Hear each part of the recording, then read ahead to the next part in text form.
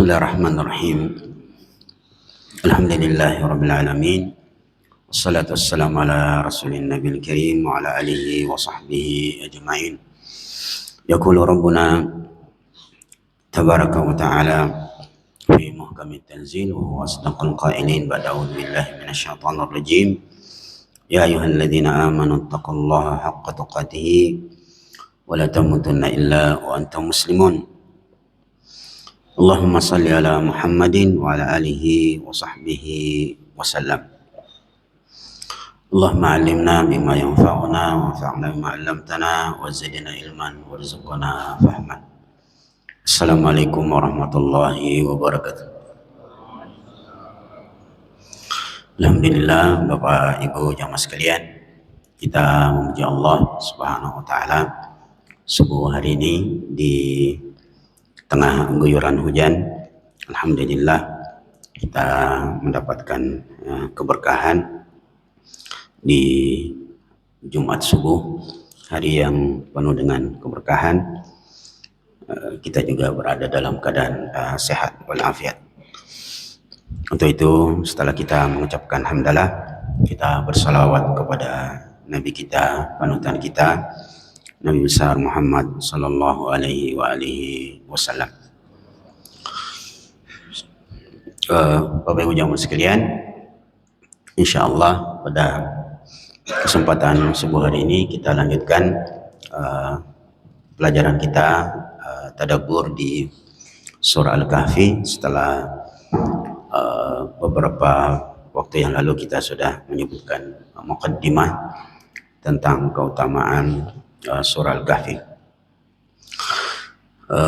Insyaallah surah Al-Kahfi kita bagi tiga.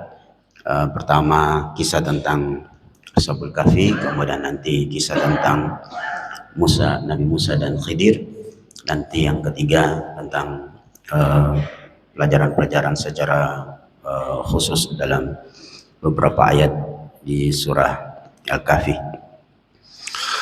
Yang pertama, Bapak Ibu jamaah sekalian,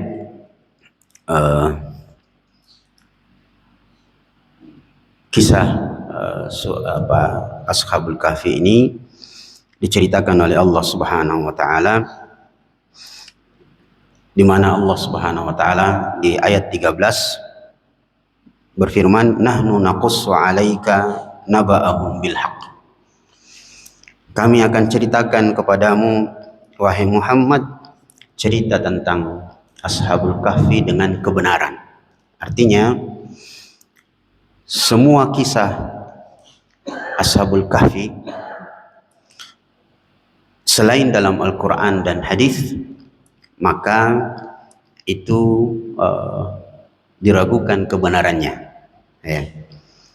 Yang kedua, bahwa kisah tentang Ashabul Kahfi betul-betul pernah ada. Ya. Di mana lanjutan ayatnya Allah mengatakan, innahum fityatun amanu bi rabbihim wazidnahum huda. Mereka adalah para pemuda yang beriman kepada Tuhannya, dan sebagai balasan keimanan mereka, zidnahum huda, kami tambahkan petunjuk kepadanya. Ya, ayat ini kata para ulama memberikan petunjuk bahwa Allah suka kepada orang tua yang beriman dan rajin beribadah, tetapi Allah lebih suka jika itu terjadi pada para pemuda.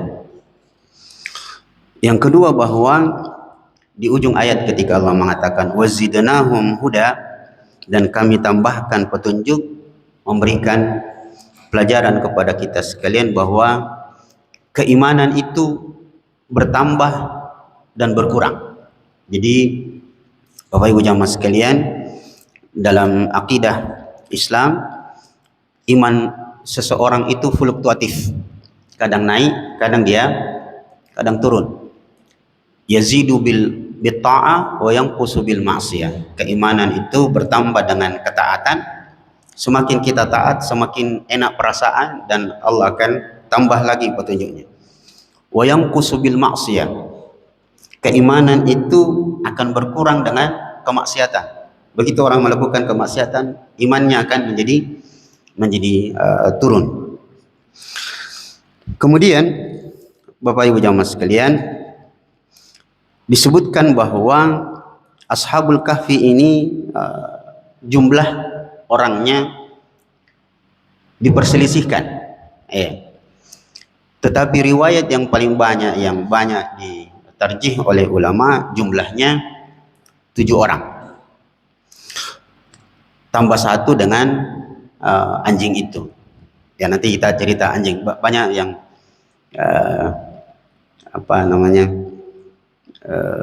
mempertanyakan tentang anjing, kenapa dia jadi najis. Ya, padahal di kisah ini ada anjing. Bahwa yang kedua,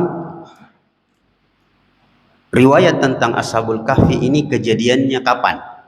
Disebutkan bahwa mereka adalah kaum atau umat sebelum Isa alaihissalam.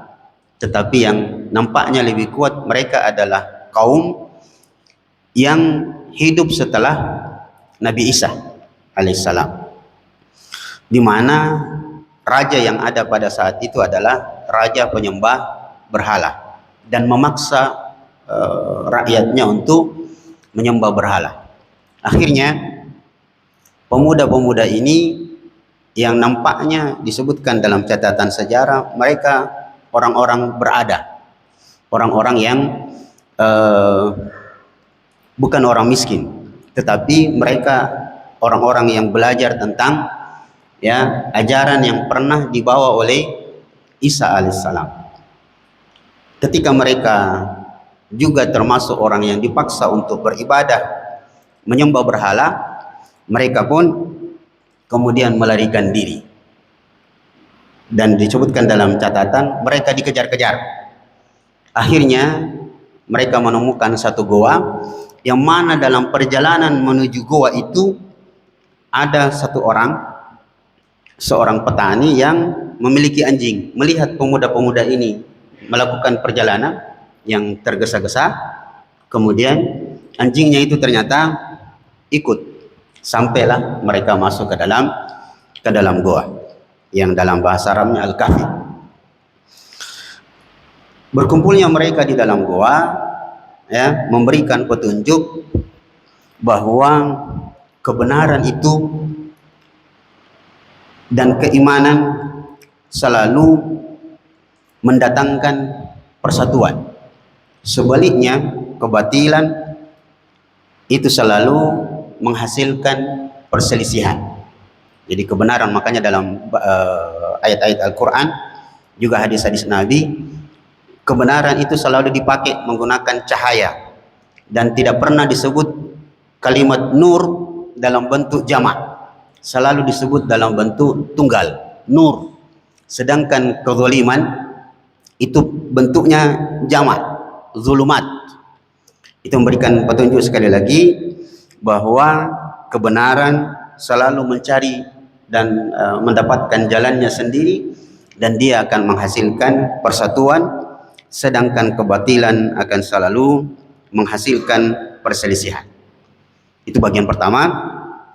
Yang kedua, Bapak Ibu jamaah sekalian, mari kita mendengarkan beberapa keajaiban yang diceritakan Allah dalam Al-Quran tentang Ashabul Kahfi. Yang pertama, Allah Subhanahu wa taala berfirman tentang mereka, wa tahsabuhum ayqadhan wa hum ruqud. Kalian menyangka Ashabul Kahfi itu dalam keadaan tidak tidur, padahal mereka tidur. Apa maksudnya? Bapak Ibu jamaah sekalian, Ashabul Kahfi ini tidur dalam goa selama 309 tahun. Dalam keadaan bagaimana? Dalam keadaan matanya terbuka. Jadi tidurnya matanya terbuka. Jadi kalau dalam ilmu flora dan fauna, serigala itu ternyata tidurnya matanya satu terbuka. Jadi serigala kalau tidur satu tertutup, satu terbuka, dan itu fungsinya untuk melihat mangsanya. Ashabul Kahfi lebih hebat. Mereka tidur dalam waktu yang cukup lama. Kita bisa bayangkan 309 tahun. Ya, dalam keadaan mata terbuka. Sampai-sampai Allah mengatakan, ya, setelah sambungannya, wa tahsabuhum ayqadha wa hum ruqud. Kalian menyangka mereka tidak tidur, padahal mereka tidur karena matanya terbuka. Apa cara Allah supaya tubuh Ashabul Kahfi itu tidak hancur? Karena kalau orang berada dalam satu posisi saja dalam waktu yang lama itu bisa kaku badannya. Allah bilang, wa nuqallibuhum dzatal yamin wa dzatas shimal. Kami bolak-balikkan tubuhnya dan dia tidak merasa bahwa dia dalam keadaan tidur. Yang nanti diceritakan bahwa di ujung mereka saling bertanya, berapa hari kita berada di sini? Dikiranya baru setengah hari atau satu hari. Wa kalbuhum basitun dira'aihi bil wasit. Sedangkan sang anjing itu menjulurkan kakinya di depan pintu goa. Itu kajian poin pertama. Yang kedua, Bapak Ibu jamaah sekalian, itu tadi di ayat 18. Kita mundur di ayat 11. Keajaiban yang terjadi pada Ashabul Kahfi. Allah mengatakan, fadarabna ala adanihim fil kahfi sinina adada. Dan kami darabna, kami tutup telinganya. Jadi salah satu cara Ashabul Kahfi itu tidur dalam keadaan tenang dan nyenyak, itu ditutup telinganya, dia tidak mendengar. Dari sini Bapak Ibu jamaah sekalian, dan alhamdulillah sudah ditemukan bahwa ternyata memang panca indera pertama manusia yang aktif ketika lahir ke muka bumi adalah pendengaran. Itulah sebabnya kenapa disunnahkan mengadzankan bayi yang lahir. Itu diadzankan supaya kalimat pertama yang didengarnya adalah kalimat tauhid. Sekalipun masalah iqamah itu diperselisihkan ulama, apakah hadis tentang iqamah pada telinga bayi itu sahih. Tetapi adzan itu memang hadisnya alhamdulillah hasan. Sekali lagi, ayat ini memberikan petunjuk bahwa telinga ini lebih mudah terganggu daripada mata. Itu Pak, kalau kita sholat lalu ada anak-anak yang lari-lari, itu tidak terlalu mengganggu. Tapi kalau anak-anak ribut, itu gampang sekali terganggu. Ya, kekhusyuan kita itu gampang sekali diganggu kalau dengan suara. Bukti berikutnya bahwa, dan ini pernah kita sebutkan, bahwa telinga itu panca indera yang sangat sensitif. Kalau hari Jumat, khutbah Jumat, ya, khatib mendapati jamaah pada tidur, itu dia harus yakin jamaah yang di hadapannya itu memang tidur, tapi dia masih mendengar. Dia pasti masih mendengar. Ya, buktinya apa? Dalam keadaan ngorok pun, ketika khatib bilang barakallahu li walakum, pasti mereka bangun. Nah, itu yang kemudian mendatangkan satu petunjuk dalam ilmu fikih, apakah orang yang tidur dalam keadaan duduk, wuduknya batal atau tidak. Jadi kalau ada penceramah lagi ceramah, kemudian di depannya ada yang tidur, tidak usah kecewa, terus saja ceramah di situ. Ya, jami marah ini kayak ibu, apalagi dia sebenarnya mendengar, dia baca Quran di belakang. Itu karena pernah ada ustadz yang kecewa, kasihan, dia ceramah, ternyata ceramah Ramadan, Ya, lagi ceramah, ada ibu-ibu buka Quran di belakang, dia kecewa. Akhirnya disebutlah hadis yang sebenarnya sangat lemah untuk menghentikan ibu-ibu yang mengaji. Padahal kalau saya secara pribadi biar saja. Ya, nanti kalau dia lagi pas telinganya mendengarkan sesuatu yang menarik untuk dia, pasti dia berhenti juga itu. Ya. Alhasil Allah mengatakan fadarabna ala adhanihim fil kahfi sinina adada, dan kami ya tutup telinganya dalam waktu yang cukup panjang, yaitu 309 tahun. Itu yang kedua, Bapak Ibu jamaah sekalian, hal yang berhubungan dengan keajaiban yang berada pada Ashabul Kahfi. Keajaiban ketiga, Ibu bisa lihat di ayat 17, Allah mengatakan wa tarasyamsa idza tala'at tazawaru an kahfihim dzatal yamin wa idza gharabat taqriduhum dzatal shimal wa hum fi fajwatin min dzalika min ayatillah may yahdillahu fahuwal muhtadi wa may yudlil falan tajida lahu waliyan mursyida. Seandainya kita bisa lihat bagaimana keadaan Ashabul Kahfi yang ada di dalam goa, yang goanya ternyata luas. Disebutkan goanya itu cukup luas. Kalau matahari terbit itu tidak sampai menimpa, cahayanya yang panas itu tidak menimpa Ashabul Kahfi yang lagi tidur. Jadi dia miring. Jadi kalau dia di sini yang harusnya matahari itu kena tubuh mereka, Allah kemudian menjadikan cahaya matahari itu pindah. Ya. Begitu juga ketika dia terbenam, supaya betul-betul dia bisa tidur tanpa gangguan, dan itu nikmat dari Allah Subhanahu wa taala. Berikutnya Bapak Ibu jamaah sekalian, tentang jumlahnya sekali lagi Allah menceritakannya. Sayaquluna di ayat 22, sayaquluna salasatun rabi'uhum kalbuhum. Nanti kalian akan mendengar percakapan orang-orang tentang jumlah Ashabul Kahfi itu. Allah sendiri cerita, mereka ada yang mengatakan 3, 4 dengan anjingnya, wa yaquluna khamsatun sadisuhum kalbuhum. Mereka akan mengatakan juga 5, 6 dengan anjingnya. Yang kemudian Bapak Ibu jamaah sekalian, yang banyak diceritakan orang yaitu wa yaquluna sab'atun wa thaminuhum kalbuhum. Mereka akan mengatakan 7, 8 dengan anjingnya.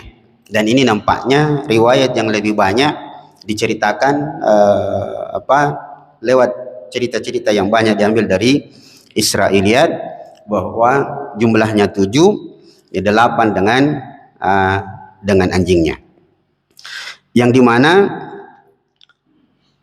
lama mereka hidup di dalam goa itu disebutkan dalam ayat 25. Allah mengatakan walabithu fi kahfihim 300 sinina wazdadu 9. Mereka tinggal dalam goa selama 300 tahun dan ditambah 9 tahun, berarti 309 tahun. Bisa dibayangkan kalau 309 tahun hidup dalam goa, dan mereka hidup dalam keadaan tenang, tidur, ya, yang mereka menyangka bahwa mereka cuma tidur, ya, berada di dalam goa itu sehari bahkan setengah hari. Kemudian Bapak Ibu jamaah sekalian, kita pelan-pelan sedikit lagi membaca beberapa ayat yang kita ambil beberapa pelajaran di dalamnya. Kita mulai di ayat 10. Allah mengatakan id awal fityatu ilal kahfi. Ketika para pemuda itu masuk ke dalam gua. Kalimat fityatun memberikan petunjuk pertama, sekali lagi mereka adalah para pemuda. Para pemuda. Yang kedua, mereka adalah orang-orang yang beriman, yang memberikan petunjuk bahwa sebaiknya pelajaran agama itu, keimanan memang sudah harus dimulai diberikan kepada anak-anak kita sejak mereka kecil, supaya nanti kalau besar ya mereka tahu jalan pulang. Jadi penanaman akidah, penanaman keimanan tentang agama ini itu sejak kecil sudah harus ditanamkan kepada anak-anak kita. Lanjutan ayatnya, Allah mengatakan, faqalu rabbana atina min ladunka rahmah. Ya Allah, mereka mengatakan, ya Allah, ya Tuhan kami, atina min ladunka rahmah, berikanlah kepada kami rahmat dari sisimu, yang biasa diterjemahkan secara singkat kasih sayang, padahal kalimat rahmah itu sangat luas maknanya.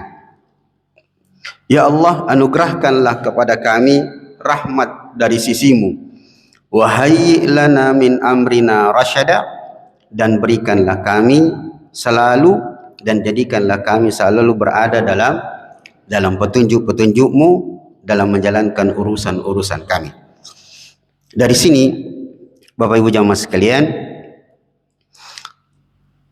ulama mengatakan ketika mereka anak muda itu mengatakan berikanlah kami rahmatmu, itu memberikan petunjuk kepada kita, hendaklah kita kaum muslimin selalu berdoa kepada Allah meminta rahmatnya. Nah, Bapak Ibu jamaah sekalian,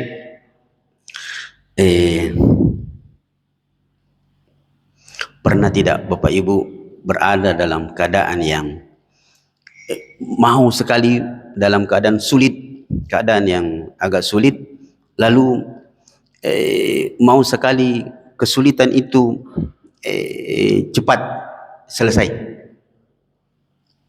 Saya urut begini. Pernah tidak? Ini kayaknya pernah kita sebutkan, tapi nanti yang ketiga. Pernah tidak ada satu pekerjaan yang kita lakukan, mau sekali kita cepat selesai? Mirip-mirip ketika ibu mau memasukkan benang dalam jarum. Susana. Atau yang pekerja di kantor mengetik, ngeprint, salah misalnya. Pernah menghadapi situasi seperti itu? Saya kasih jampi-jampinya. Nah, ini jampi-jampi yang diajarkan oleh Nabi. Sebenarnya solusinya gampang sekali. Gampang sekali, Pak. Dan diajarkan oleh Nabi memang. Menggunakan satu kalimat, mengucapkan satu kalimat yang ibu bapak pasti hafal dan sering ucapkan. Cuma karena kita tidak tahu fungsinya. Apa itu? La haula wala quwata illa billah. Itu obatnya. Itu obatnya. Jadi, itu ada itu kayaknya. Kalau bahasa teman di orang Ambon itu mengatakan, aduh mama sayang, itu betul-betul dada itu sudah sumpek. Maka itu yang diucapkan, la haula wala quwata illa billah.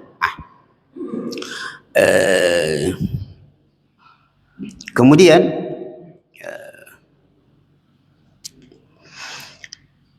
kisah berikutnya yang mungkin suatu saat itu terjadi atau mungkin sudah pernah terjadi. Apa itu? Nabi SAW suatu saat diceritakan dalam, nampaknya ini dalam Sahih Bukhari. Ya, agak lupa-lupa. Suatu saat Nabi SAW dalam keadaan yang sangat lapar. Dalam keadaan yang sangat lapar, dan masuk ke rumah istri-istri beliau, ternyata tidak ada makanan. Ya. Dan itu disebutkan sudah agak trik, dan bukan kisah bahwa beliau berpuasa. Beliau sudah tidak bisa tahan lapar. Ya. Akhirnya dalam keadaan seperti itu beliau duduk bersandar di sebuah dinding, kalau tidak salah disebut di masjid. Beliau bersandar di dinding masjid, lalu beliau mengatakan, ini doanya, Pak. Allahumma inni as'aluka min fadlika wa rahmatika. Allahumma inni, jadi kalau keadaan ada sekali yang kita butuhkan, ternyata salah satunya adalah kita lapar sekali dan butuh makanan, ya, dan sudah dicari tidak dapat, maka ini dibaca Pak Ibu, Allahumma inni as'aluka min fadlika wa rahmatika. Ya, Allahumma inni as'aluka min fadlika wa rahmatika. Tidak lama setelah beliau mengucapkan kalimat itu, ya, ternyata saya lupa sahabat siapa yang datang membawakan makanan kepada beliau. Lalu apa yang beliau katakan? Kita masih diajar lagi oleh beliau. Rasulullah mengatakan, hada min fadlika wa antadhiruka birahmatik. Ya Allah, ini adalah fadlmu, keutamaanmu, dan saya masih menunggu rahmatmu. Oh ya, saya lupa, ada ujung doanya. Allahumma inni as'aluka min fadlika wa rahmatika wa la yastati'uhuma gairuka, dan tidak ada yang bisa mendatangkan keduanya, fadlun dan rahmat, kecuali engkau. Ya, itu yang kedua. Yang ketiga, keadaan ini pernah juga terjadi sama kita.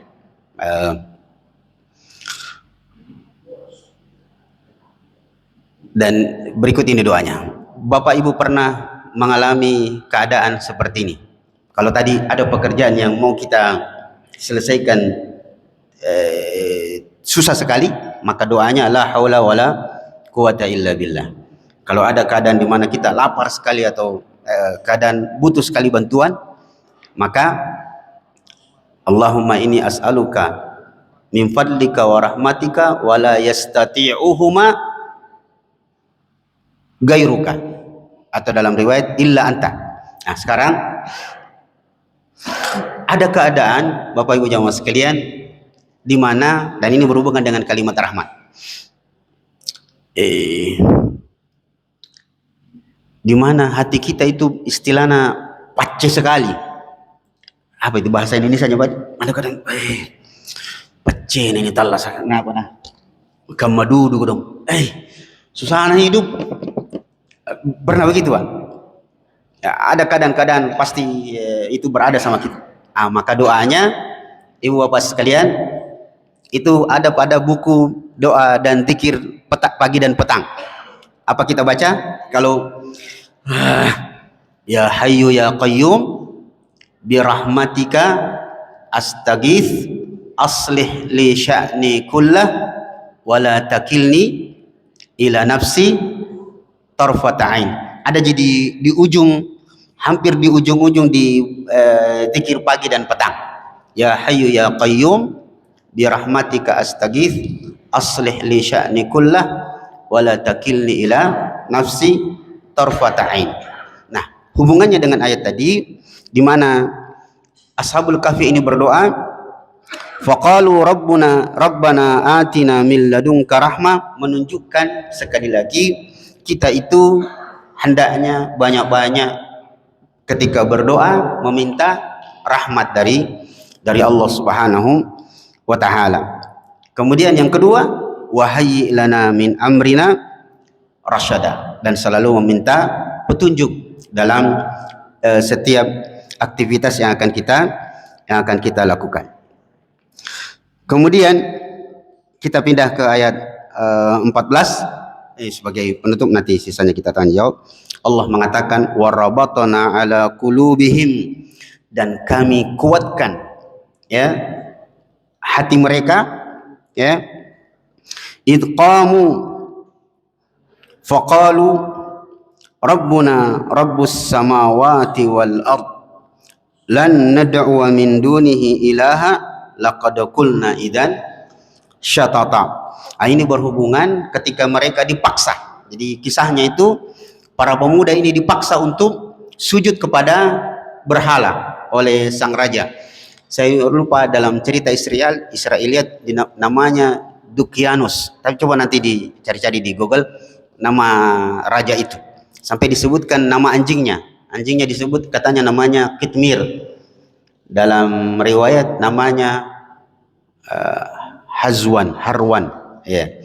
Tapi yang lebih terkenal namanya katanya Kitmir. Alhasil bahwa ketika pemuda ini disuruh untuk sujud kepada berhala, menyembah berhala itu, mereka mengatakan Rabbuna Rabbus samawati wal ard. Tidak, kami tidak mau. Tuhan kami adalah pencipta langit dan bumi. Dan itu memberikan petunjuk kembali ke ayat pertama, kalimat pertamanya, bahwa semakin mereka belajar agama, semakin Allah kuatkan hati-hati mereka untuk berada dalam keimanan. Jadi Bapak Ibu jamaah sekalian, ini memberikan petunjuk kepada kita sekalian untuk selalu bersabar, ya, untuk mengikuti pelajaran-pelajaran, pengajian-pengajian, ya. Mudah-mudahan itu akan menambah keilmuan kita, keimanan kita, dan Allah akan kuatkan lagi hati kita untuk selalu berada dalam keimanan yang kemudian kita tahu Allah berpesan, ya, kepada kita semua hamba-hambanya, wala tamutunna illa wa antum muslimun, jangan kalian mati kecuali berada dalam keadaan muslim. Saya kira ini Ibu Bapak jamaah sekalian, mudah-mudahan bermanfaat. Insyaallah pada pertemuan berikutnya kita akan sambung pada kisah yang lain. Semoga bermanfaat. Wassallallahu ala Muhammadin. Assalamualaikum warahmatullahi wabarakatuh. Baik, Pak. Baik. Terima kasih. Assalamualaikum warahmatullahi wabarakatuh. Waalaikumsalam warahmatullahi wabarakatuh. Menarik kajian kita pada siang hari ini dari yang saya ada gambaran dari kajian tadi bahwa kisah ini terjadi sebelum Nabi Isa, ya, sebelum atau sesudah, ya. Ya. Saya hanya ingin gambaran dari Pak Ustaz tentang bagaimana cara ibadah yang dilakukan oleh kaum suku Indonesia dan kaum suku cara ibadah kepada Allah Subhanahu wa Ta'ala seperti halnya dengan zamannya Nabi Isa. Apakah cara ibadah yang dilakukan oleh kaum Dalam apa ini? tentunya Allah Subhanahu wa Ta'ala yang pertama. Kemudian berikut tadi juga disebut dengan ini bukan kaum yang saja, ada beberapa jamaah ketika ada ceramah itu lebih cenderung mereka mengaji. Suaranya keras. Kalau suaranya tidak keras, tidak mengganggu. Kira-kira sikap kita yang Ustaz, ketika kita kebetulan duduk bersama, apakah kita membiarkan saja atau kita menunggu, karena ini sangat mengganggu mengikuti pengajian yang Oh iya, iya. Saya kira itu Ustaz. Assalamualaikum warahmatullahi wabarakatuh. Waalaikumsalam warahmatullahi wabarakatuh. Kalau kita urut dari belakang, bahwa mulai dari Nabi Adam itu agama yang dibawa adalah agama tauhid, ya. Itu mentauhidkan Allah Subhanahu wa Ta'ala. Kemudian fitnah kesyirikan itu muncul setelah zaman Nabi Nuh alaihissalam, setelah banjir bandang. Kemudian saya lupa nama orang ini, Ibn siapa, saya lupa Pak namanya, orang yang pertama kali membuat kesyirikan di muka bumi. Jadi saya agak lupa, nanti saya carikan namanya. Alhasil orang ini dulu orang yang sangat kaya, yang sangat dermawan, dan selalu membantu orang. Dia sangat dermawan. Tapi lama-lama dia kemudian mengajak orang untuk menyembah kepada selain Allah Subhanahu wa Ta'ala. Begitulah silsilah kehidupan manusia yang awalnya bertauhid cuma mengesahkan Allah Subhanahu wa taala, tapi kemudian muncullah penyimpangan dalam kehidupan. Itu pertama. Nah, ke inti pertanyaan, bagaimana cara ibadah umat-umat sebelum kita, salah satunya umat sebelum Rasulullah, misalnya umat Isa alaihissalam, mereka ibadahnya itu dengan sholat, ya, umumnya sholat. Jadi semua mulai dari Nabi Adam sampai Nabi Muhammad itu ibadah yang paling inti adalah sholat, ya. Makanya semua ayat-ayat Al-Quran itu menceritakan tentang umat terdahulu itu diperintah untuk sholat. Nah, hanya saja yang berbeda adalah jumlah rakaatnya. Ya, nampaknya mereka itu punya jumlah rakaat yang banyak, ya Pak. Jadi semakin banyak mereka melakukan sholat, yaitu semakin dekat dia kepada Allah Subhanahu wa taala. Yang kedua adalah modelnya. Apakah modelnya itu misalnya di rakaat kedua ada tasyahud, ada segala macam, tidak ada gambaran umum Pak tentang itu. Alhasil kalau disebut ruku dan sujud, ada, mereka melakukan ruku dan sujud. Hanya saja kalau kita kembali ke kisah Isra Mi'raj, ketika Nabi SAW masuk ke Baitul Maqdis, Masjidil Aqsa maksudnya, Nabi itu kan memimpin sholat, jadi imam, dan di belakangnya para nabi. Kalau kita bayangkan, para nabi berada di belakang Rasulullah dan Rasulullah memimpin sholat, itu berarti dari dulu nabi-nabi itu gerakan sholatnya sama, ada rukuknya, ada sujudnya, ya, ada sujudnya. Nah, tinggal sekali lagi mereka, kita tidak tahu, secara pribadi saya tidak tahu bagaimana cara sholatnya, kapan mereka tasyahud, kapan mereka salam. Salah satu dalilnya bahwa mereka sholat adalah kisah Juraij. Juraij ini kan kisah di Bani Israel. Jadi Bani Israel di zaman setelah Musa alaihissalam, Juraij itu kan sholat Pak. Kita tahu kisahnya, ketika dia sholat ibunya manggil-manggil, Juraij, Juraij, Juraij, dia tidak menyahut. Kalau diizinkan kita ambil sedikit faedah dari kisah Juraij. Ketika Juraij itu sholat, ulama menjelaskan bahwa Juraij itu ahli ibadah, tapi dia bukan ahli fikih. Dia tidak mengerti fikih. Nah, disinilah pentingnya kita belajar. Karena ulama mengatakan, perhatikanlah baik-baik tentang Juraij. Juraij itu ahli ibadah, sayangnya dia tidak mengerti fikih. Di mana dalilnya bahwa dia tidak mengerti fikih? Ketika dia dipanggil oleh ibunya, dia tidak menyahut. Sebutkan dalam kisah, dia bercerita ketika mendengar suara ibunya, dia justru bertanya dalam hati, Ya Rabbi, as-salati am ummi? Wahai Tuhanku, yang mana ini? Saya teruskan salatku atau saya menyahut panggilan mamaku? Ulama mengatakan yastafti qalbah. Dia justru meminta petunjuk kepada hatinya, lalu dia berfatwa untuk dirinya. Nah, akhirnya dia melanjutkan salatnya. Dia ahli ibadah tapi dia tidak mengerti fikih. Itu memang berbahaya. Orang sholat terus, tapi dia tidak mengerti fikih, bagaimana tumakninah dan seterusnya, itu akan sia-sia. Pelajaran kedua, tidak apa-apa kita ulang dari kisah Juraij, sekalipun intinya adalah mereka semua sholat. Ketika mamaknya marah, dia bilang, Allahumma la tumithu hatta yaral mumisat wajahal mumisat. Ya Allah, jangan kau matikan dia, anakku Juraij, sampai dia melihat wajah seorang pelacur. Itu memberikan petunjuk bahwa dulu melihat wajah pelacur itu musibah, ya, dan itu hukuman. Kalau sekarang boleh.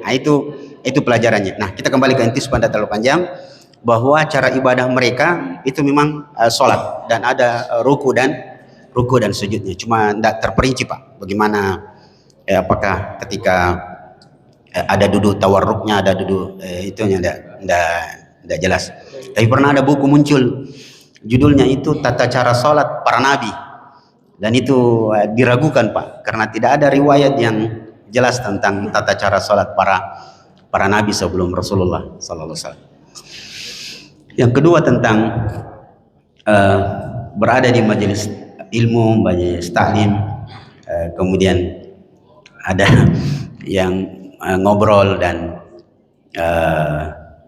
baik bapak-bapak atau ibu-ibu, ya memang secara umum namanya duduk di majelis zikir itu sebenarnya harus dalam keadaan tenang, ya dalam keadaan tenang. Tapi kita ini berada di zaman yang tidak boleh istilahnya hitam putih, ya. Perlu memang pelan-pelan, ya. Jadi kalau ada yang ngobrol ya kita saja, mudah-mudahan nanti sambil kita bicara ada yang membuat dia diam. Sebab memang Pak, kalau misalnya saya lagi ceramah terus ada yang ngobrol, kalau saya bilang diam Ki, ndak enak Pak. Nanti dia bilang itu orang saya kayak anak-anak saja, keceramah bikin di situ Ustaz. Kok dia nggak rejeki itu, kalau itu jadi masalah memang. Saya pernah diminta ceramah di satu acara pernikahan Pak. Itu protokolnya, MC-nya dia suruh berhenti semua hadirin untuk makan. Tolong Bapak Ibu yang lagi makan berhenti dulu makan, yang mau pergi ambil makanan berhenti dulu, dengar dulu ceramah. Oi, saya lihat beberapa wajah itu berubah. Saya bilang sama MC, roba. Dia bilang tidak bagus begitu Ustaz. Pokoknya kalau ceramah harus orang dengar. Akhirnya saya ceramah, saya bilang, Bapak Ibu yang mau santap siang silahkan, tidak apa-apa, saya ceramah sambil ibu santai, tidak ada masalah. Karena memang inti ceramah ini bukan untuk ibu bapak, ini untuk kedua mempelai.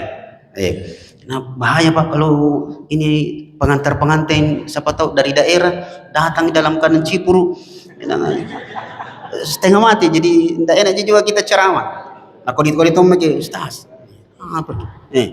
tidak enak juga ceramah. Akhirnya saya biar saja, kecuali kalau khutbah Jumat. Kalau saya khutbah Jumat, nah memang orang harus dalam keadaan yang betul-betul ini. Tapi kalau ceramah santai-santai, saya ceramah pribadi Pak, tidak terlalu bermasalah.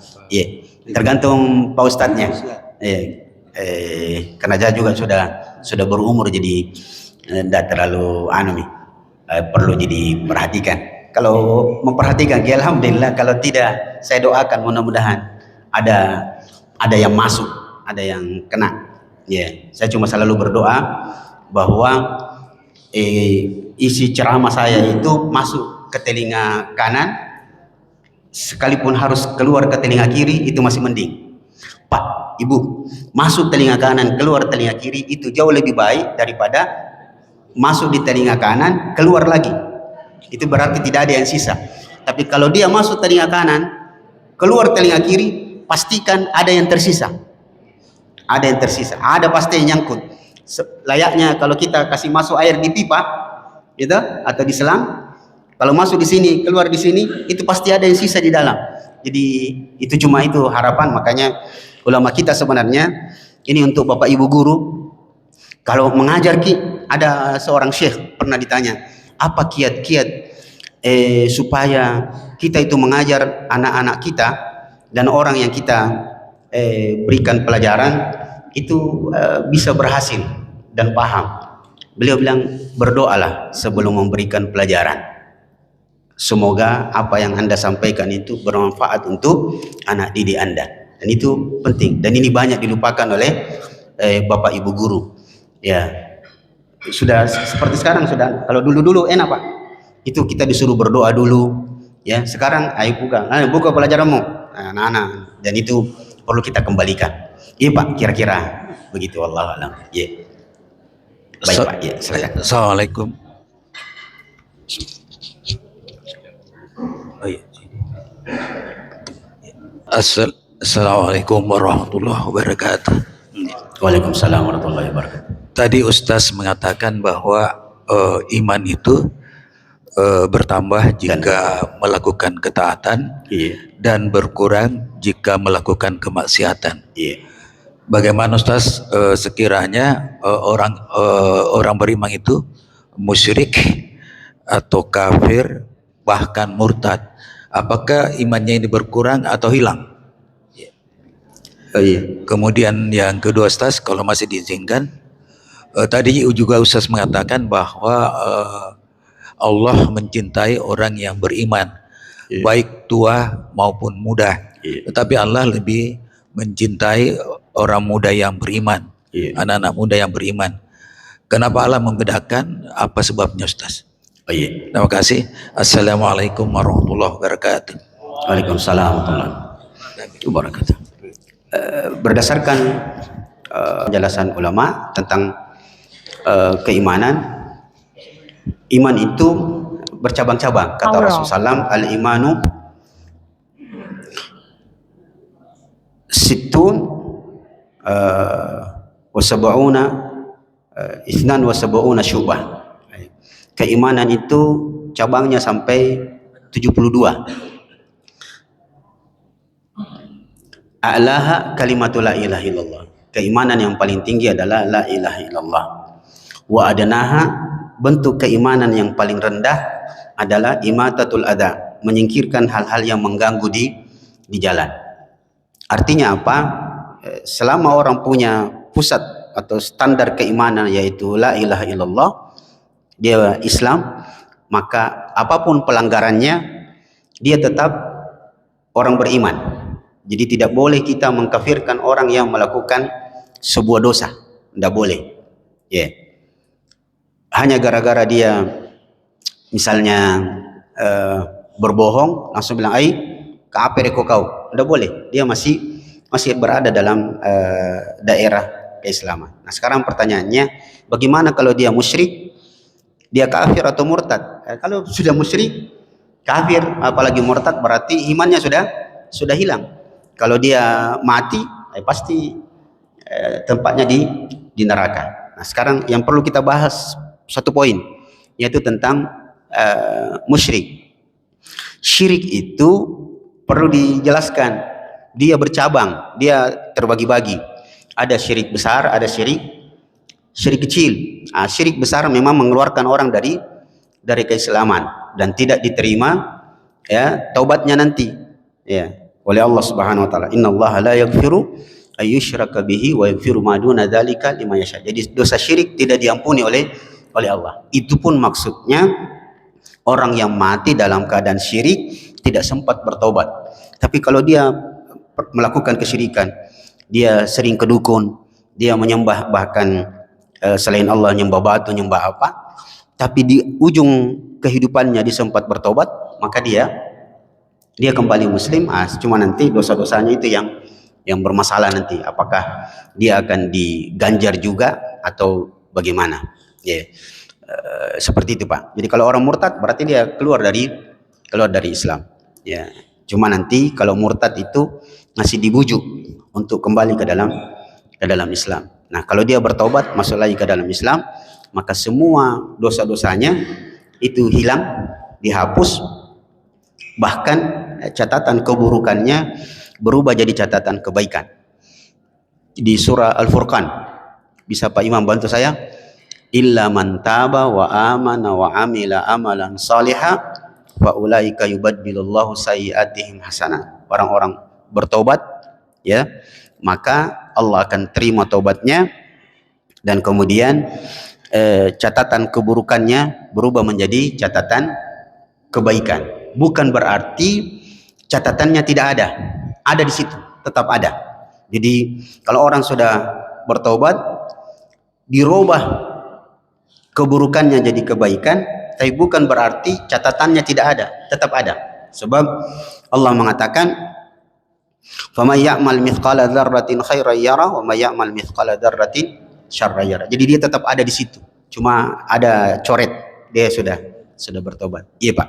Seperti itu. Allah. Cukup? Iya Pak. Yang terakhir, ya baik. Iya Pak.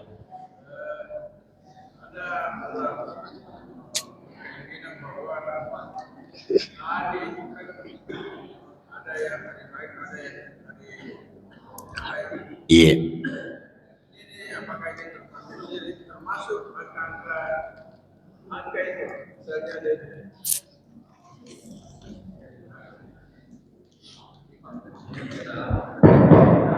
termasuk angka-angka misalnya dari mobil api kalau ada angka 0 di belakangnya.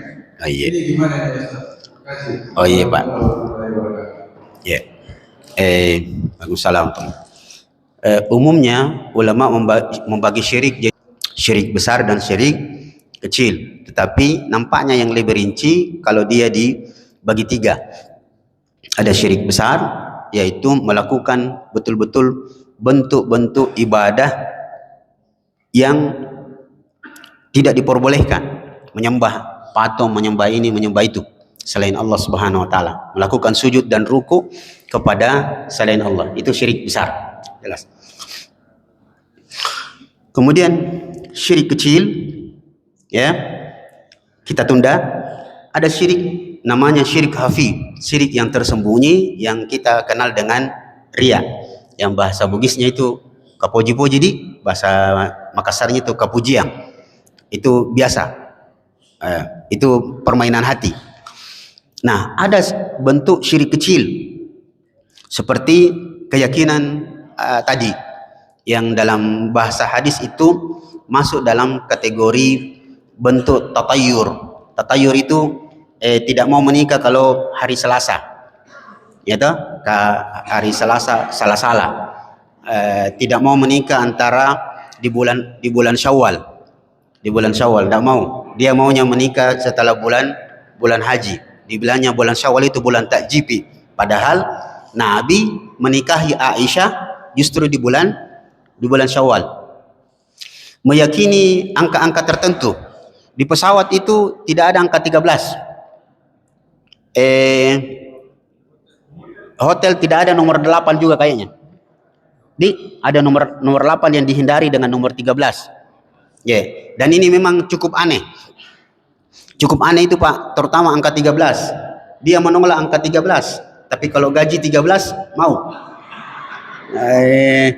Aneh sekali. Iya. Angka 13. Nah, ini masuk dalam kategori syirik kecil. Ya, meyakini jangan. Maka itu awalnya dalam bentuk tatayur. Jadi dulu orang Arab jahiliyah itu kalau mau melakukan sebuah perjalanan, terutama perjalanan dagang, dia kasih terbang dulu burungnya. Kalau burungnya terbang ke kanan, dia berangkat. Tapi kalau dia ke kiri, jangan. Bahaya ini. Itu namanya tatayur. Itu masuk dalam kategori syirik kecil. Dia tidak sampai syirik besar yang bisa mengeluarkan orang dari Islam. Hanya saja kalau itu dipelihara, dia berbahaya. Nanti keyakinannya itu pindah dari Allah ke benda-benda tertentu itu Pak. Iya. Dia masuk syirik kecil dan cukup berbahaya kalau sering-sering dilakukan. Iya, saya kira cukup ya. Cukup Pak, ada lagi dah. Iya.